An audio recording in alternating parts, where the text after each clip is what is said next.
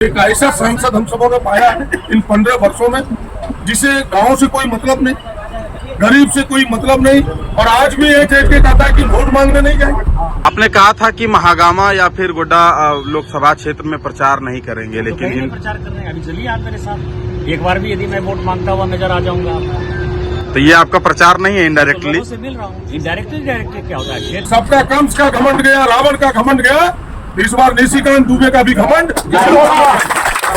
पूरे देश में एक तरफ गरीब, दलित, पिछड़ा, आदिवासी, अल्पसंख्यक, सारे समुदाय के लोग एक तरफ और चंद मुट्ठी भर लोग, पैसे वाले लोग, अमीर लोग एक तरफ।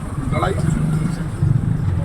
10 बरस देश उसके इशारे पर चलता रहा जो अडानी और अंबानी कहता है, या जो महंगाई आसमान चढ़ के बोल रहा है, जो हम 100 रुपया डीजल, 100 रुपया आपका पेट्रोल ले रहे हैं, एक एक चीज जो 2 गुने 3 गुने महंगे दाम पर, जो गैस का दाम 400 था 1200 रुपया में खरीद रहे हैं, ये किसके कहने पर है? उसी कंपनी के कहने पर प्रधानमंत्री इसका दाम बढ़ाता है, और उसका फायदा किसको पहुंचा? वही अडानी और अंबानी। पैसा उनके यहाँ जमा हुआ, और पॉकेट से किसका निकला? यही रवानी, तो यही मंडल, तो यही यादव, तो यही पासवान।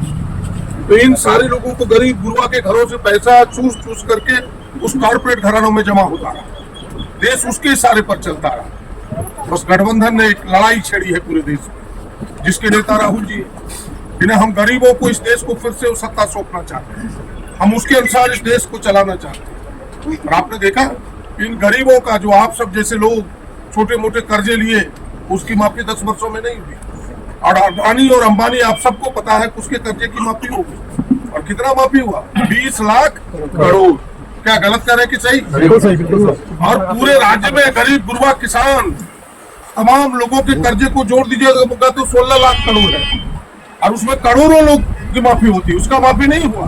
माफी हुआ अडानी और अंबानी का।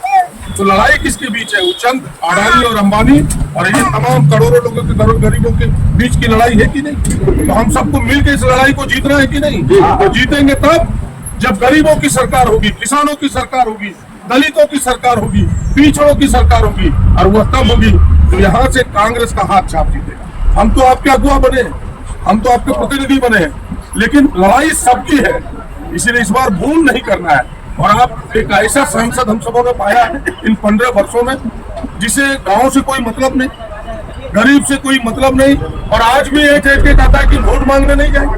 आपने कहा था कि महागामा या फिर गोड्डा लोकसभा क्षेत्र में प्रचार नहीं करेंगे, लेकिन प्रचार कर रहे हैं। अभी चलिए आप मेरे साथ, एक बार भी यदि मैं वोट मांगता हुआ नजर आ जाऊंगा तो ये आपका प्रचार नहीं है, इनडायरेक्टली से मिल रहा हूँ। इनडायरेक्टली डायरेक्टली क्या होता है? क्या बोल रहे हैं कि नहीं? क्या हम कह रहे हैं कि वो बोला है कि नहीं? बताइए। यानी इतना घमंड किसी का बोले, जो कहेगा वोट मांगने नहीं आएंगे कल जीतेगा, कहेगा हम तो वोट ही नहीं मांगे थे, तुम दिया तो तुम्हारे वोट का क्या महत्व है? बोलेगा कि नहीं? ऐसे लोगों को हराना चाहिए कि नहीं? सबका कंस का घमंड गया, रावण का घमंड गया, इस बार निशिकांत दुबे का भी घमंड। जनता के बीच, और आप हमको जानते हैं, 25 वर्षों से एमएलए गरीबों के लिए लड़ते रहे, कई बार जेल गए, फिर भी हम लड़ाई छेड़े नहीं। आप सबसे इतना ही आग्रह होगा, एक मौका दीजिए, हम आपके हैं, आपके रहेंगे, आपके लिए काम करेंगे, वरना मेरे जैसा व्यक्ति भी काम नहीं करेगा तो मेरा भी वही हर्ष होगा जो आज दुबे जी का होगा। लेकिन हम ऐसा मौका आपको नहीं देंगे, एक अवसर दीजिए, फिर आपके पास आएंगे, आपकी समस्या सुनेंगे, आपकी समस्या का निदान करेंगे। बहुत लंबी चौड़ी बात ना करते हुए छोटे छोटे जगहों पर सबके पास जाना है। हाथ जोड़ के प्रार्थना करने के लिए आया हूँ, इस बार मौका दीजिए और सब मिलकर चुनाव होगी।